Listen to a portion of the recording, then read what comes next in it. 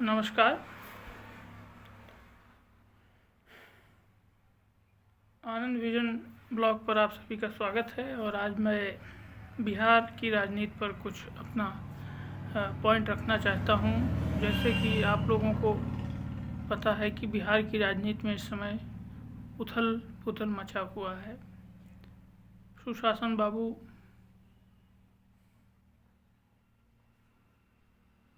सुशासन की सरकार छोड़कर जंगल राज की सरकार के साथ चले गए।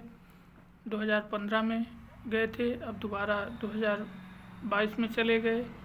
20 का चुनाव इन्होंने भारतीय जनता पार्टी के साथ लड़ा और आज भारतीय जनता पार्टी का साथ छोड़कर तेजस्वी के साथ सरकार बना ली, राष्ट्रीय जनता दल के साथ सरकार बना ली। इसको आप ये सब सभी लोग आप जानते हैं। लेकिन अब ये है कि बिहार की जनता और भारतवर्ष की जनता ये जान रही है कि नीतीश कुमार जी का जो एक प्रोपोगंडा था कि बिहार में जो है लालू का जंगल राज है, हत्या बलात्कार लूट डकैती, जो भी एक प्रोपोगंडा था, जो भी मतलब एक क्रिमिनल एक्टिविटीज़ के बारे में इनका एक प्रचार का माध्यम था जिसको जनता लाइक करती थी, अब वो अवसर गंवा चुके हैं और जिसका आने वाले टाइम में इनको राजनीतिक हानि होना निश्चित है। इनको सिर्फ और सिर्फ बिहार की कुर्सी से मतलब रह गया है। ऐसा जन संदेश बिहार और देश की राजनीति में जा रहा है और नीतीश बाबू भारतीय जनता पार्टी और बिहार राजद तेजस्वी और लालू प्रताप की राजनीतिक चालों के शिकार हो रहे हैं और आने वाले समय में निश्चित रूप से भारतीय जनता पार्टी और राष्ट्रीय जनता दल के रणनीति जाल में नीतीश बाबू फंस रहे हैं और इनकी जो पार्टी है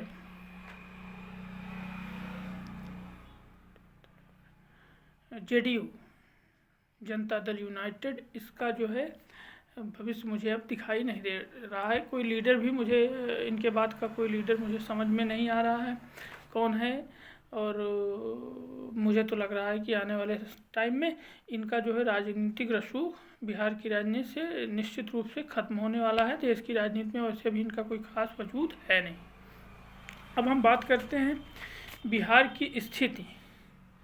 आज बिहार में तेजस्वी हैं, मुकेश साहनी हैं, चिराग पासवान हैं, पशुपत नाथ पास हैं, उनके बेटे प्रिंस हैं और भारतीय जनता पार्टी की तरफ से जो कुछ पॉपुलर चेहरे हैं, गिरिराज सिंह है, राधा मोहन सिंह है, शाहनवाज हुसैन है, प्रसाद जी, राजेंद्र प्रसाद जी हैं।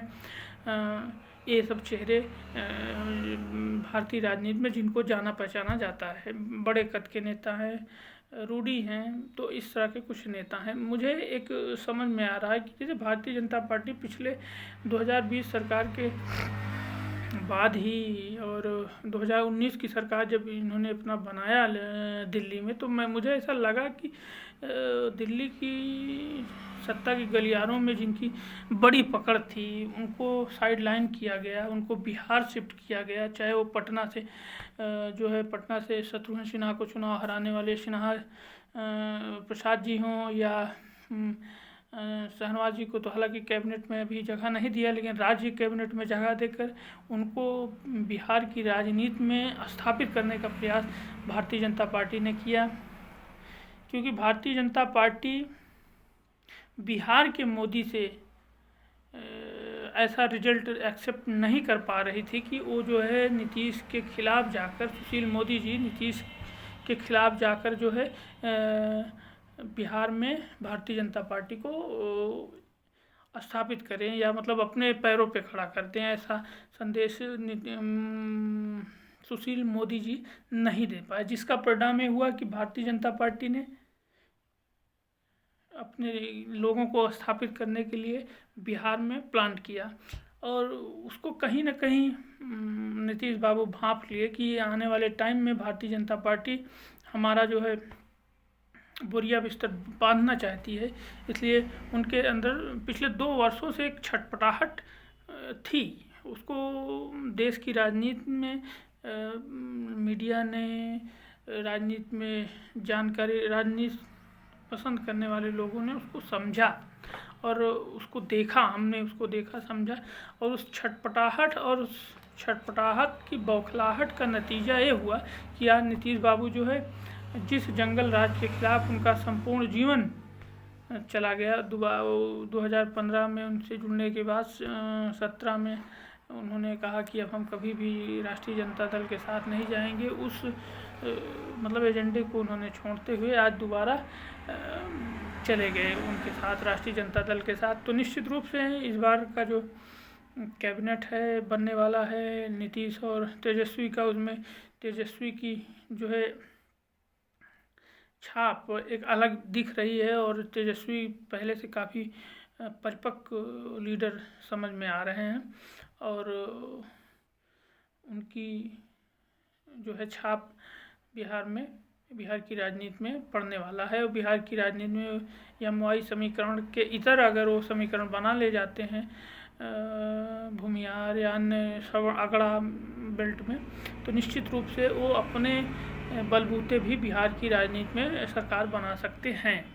और निश्चित रूप से भारतीय जनता पार्टी और जो है राष्ट्रीय जनता दल, दोनों दल मिलकर जो है ये चाहेंगे कि नीतीश ख़त्म हो, क्योंकि बिहार की राजनीति में आमने सामने की राजनीति हो तेजस्वी वर्सेस भारतीय जनता पार्टी की, इससे क्योंकि दोनों पार्टियों को लाभ होगा, भारतीय जनता पार्टी को भी इसका लाभ होगा और जो है तेजस्वी को भी लाभ होगा। तो दोनों तेजस्वी साथ लेकर भी उनको ख़त्म करेंगे और भारतीय जनता पार्टी भी उनको साथ लेकर भी ख़त्म कर रही है और करेगी। तो निश्चित रूप से यहाँ पर जो है बिहार की राजनीति में एक नया अध्याय जुड़ने वाला है कि हो सकता है कि आने वाले टाइम में 2025-24 में नीतीश बाबू का चैप्टर क्लोज होने की तरफ बढ़े। और बिहार की राजनीति में कुछ और चेहरे हैं, जैसे चिराग पासवान है, पशुपतिनाथ पारस है, उनके बेटे प्रिंस हैं, और हम के हैं जीतन राम मांझी जी, जो कि इन्हीं के मुख्य सलाहकार, इनके बहुत ही हितैषी, इनके बहुत ही विश्वास पात्र थे नीतीश बाबू के। वो भी अपनी अलग पार्टी बनाकर डटे हुए हैं। मुकेश साहनी मछुआरों की एक पार्टी, अपना निषाद समाज की पार्टी बनाकर खड़े हुए हैं। तो ये जो छोटे छोटे चेहरे बिहार की राजनीति में उभरते हुए दिखाई दे रहे हैं, आने वाले टाइम में बिहार की राजनीति में इनका अहम रोल होने वाला। बिहार की राजनीति में 30 से 35 से 40 वर्ष की राजनीति में देखा जाए तो दो ही परिवारों ने राज किया है, एक नीतीश ने और एक जो है लालू ने। ये दोनों ही समाजवादी आंदोलन से निकले हुए नेता थे और इन्होंने बिहार की राजनीति में राज किया है। बिहार को क्या दिया है ये बिहार की जनता जाने, बिहार की जनता जानती भी है। सुशासन बाबू ने क्या दिया, राबड़ी सरकार ने क्या दिया, लालू सरकार ने क्या दिया, लेकिन आने वाले समय में अब इनकी अग्नि परीक्षा होने वाली है। और इसी सब का लाभ जो एक चुनाव के 2024 और 25 के पहले बिहार सरकार का जो जो चुनाव के पहले एक सरकार से एक जो है खिलाफ जो एक धारा बहती है, उस धारा से बचने के लिए कहीं ना कहीं भारतीय जनता पार्टी ने जदयू को उकसाया है कि आप सरकार हमसे छोड़कर आप राष्ट्रीय जनता दल से सरकार बनाइए, क्योंकि आने वाले जो राष्ट्रीय जनता दल की तरफ लोगों का एक झुकाव बन रहा था, तेजस्वी के प्रति जनता का एक लगाव या फोकस बन रहा था। तो उस धार को कुंद करने का प्रयास भारतीय जनता पार्टी ने इस सरकार को गिराकर कहीं ना कहीं रूप से, मैं इसको समझता हूँ कि ये सरकार नीतीश कांग्रेस या जो है तेजस्वी की बुद्धिमानी से सरकार बिहार की नहीं बदली। मुझे तो ऐसा लगता है कि कहीं न कहीं भारतीय जनता पार्टी की सोची समझी रणनीति के तहत सुशासन बाबू शिकार हुए और अंत में सरकार इन्होंने अपना छोड़ा और जो है जाके तेजस्वी के साथ सरकार बना रहे हैं। तो इससे मुझे पूरी तरह से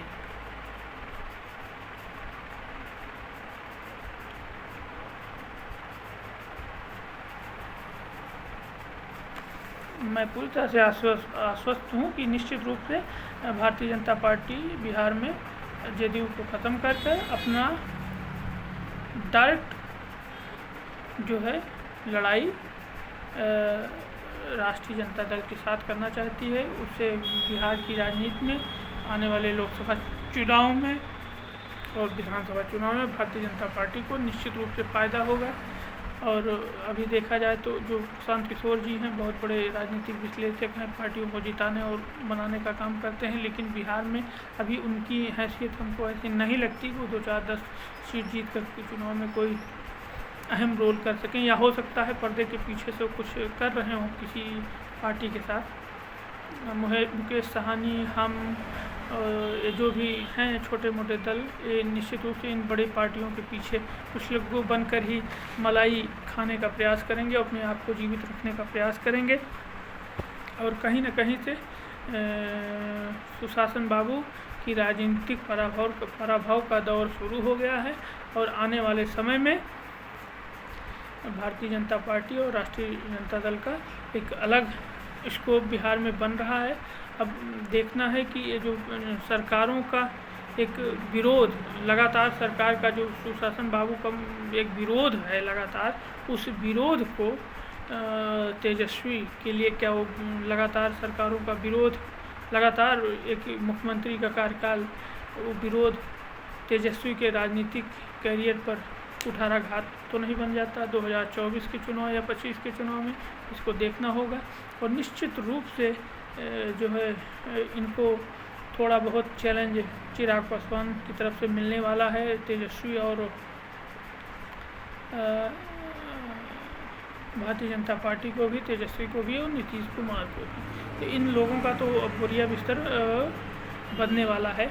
मुझे ऐसा लग रहा है कि नीतीश का तो थोड़ा सा कुछ अच्छा होने वाला नहीं है, उनका उम्र भी वो थोड़ा ढलान की ओर है और उनके पास अब कोई नए लीडर भी नहीं मुझे समझ में आता और ना कोई एजेंडा भी नहीं है। और जो एक एजेंडा था जंगल राज के खिलाफ, तो जंगल राज के गोद में वो जाके दोबारा बैठ चुके हैं। तो इस पर अब भारतीय जनता पार्टी को अटैकिंग होकर 2024 के चुनाव में अटैकिंग होकर जो है प्रचार करने का माध्यम मिलेगा, वोटों को अपनी ओर करने का एक जो है मुद्दा मिल गया। और साथ साथ राष्ट्रीय जनता दल को भी एक मुद्दा मिल गया कि चलिए भाई, सुशासन वाली सरकार तो हमारे साथ आ गई, अब तो भारतीय जनता पार्टी को वो जो कम्युनल बोलेंगे, वो हिंदू मुस्लिम को लड़ा के वोट लेने की बात करेंगे। तो यहाँ से तो मुझे लगता है कि इन दोनों पार्टियों को, भारतीय जनता पार्टी को और जो है राष्ट्रीय जनता दल को, तो निश्चित रूप से बूस्टर पॉइंट मिल रहा है, बूस्टर मिल रहा है। लेकिन सुशासन बाबू को क्या बूस्टर मिलेगा ये मुझे नहीं समझ में आता। और निश्चित रूप से राजनीतिक परिदृश्य में देखा जाए तो अगर जनता दल कमज़ोर होती है तो राष्ट्रीय राजनीति में शुभ संकेत नहीं है। लेकिन जिस प्रकार के फैसले राष्ट्रीय जनता दल ने लिया है उसके दुष्परिणाम निश्चित रूप से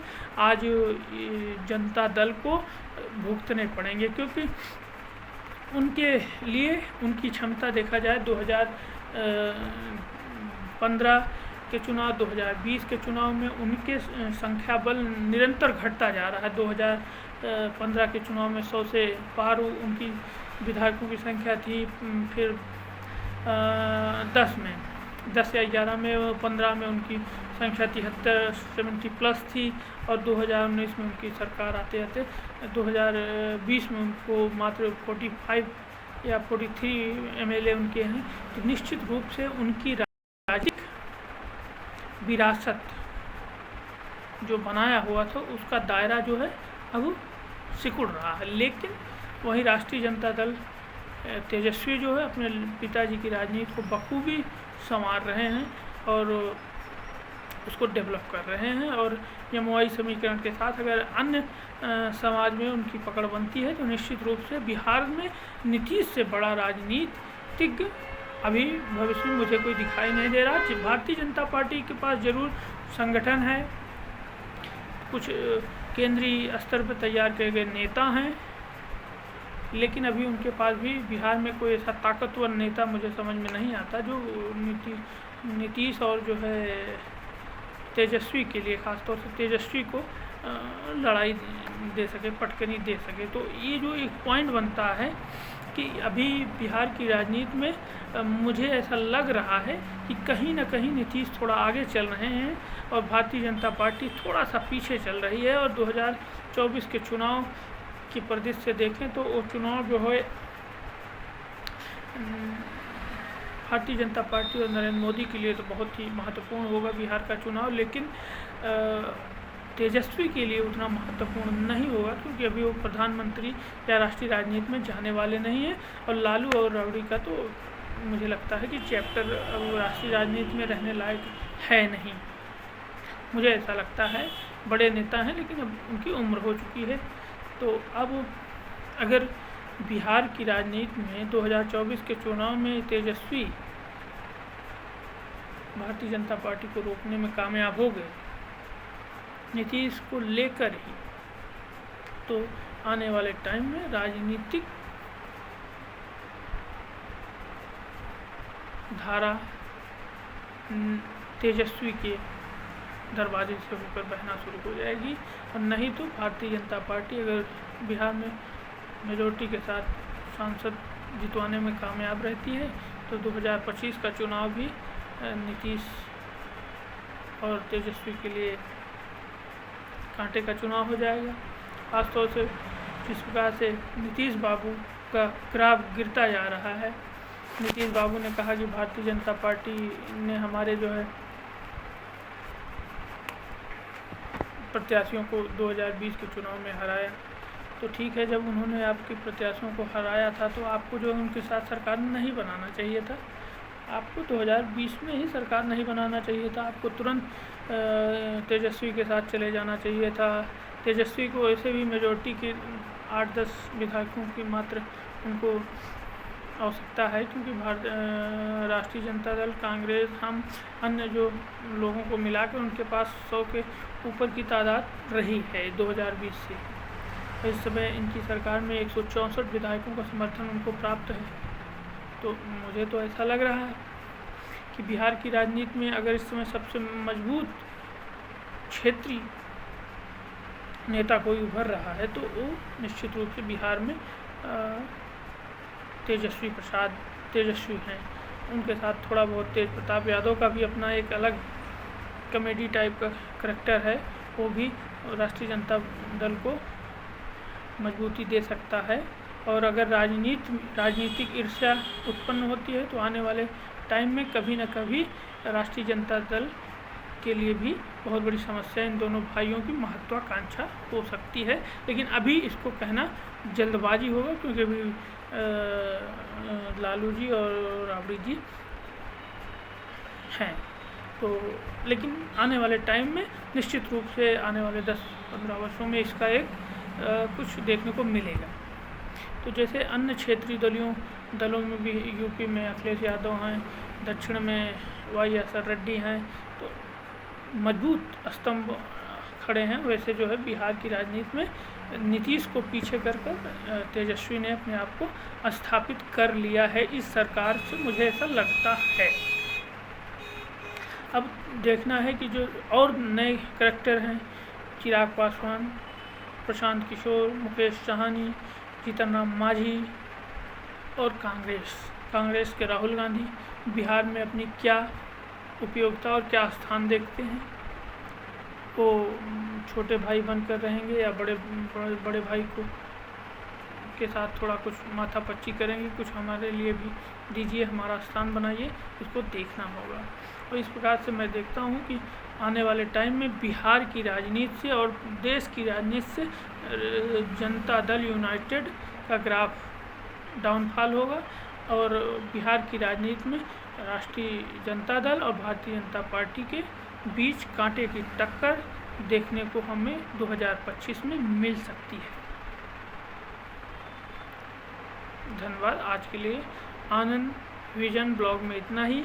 आप लोगों से मेरा रिक्वेस्ट है कि आप लोग आनंद विजन ब्लॉग को देखें, सब्सक्राइब करें और जो है कमेंट करें और हमारे जो भी हैं उसमें सहयोग करें। बहुत बहुत धन्यवाद।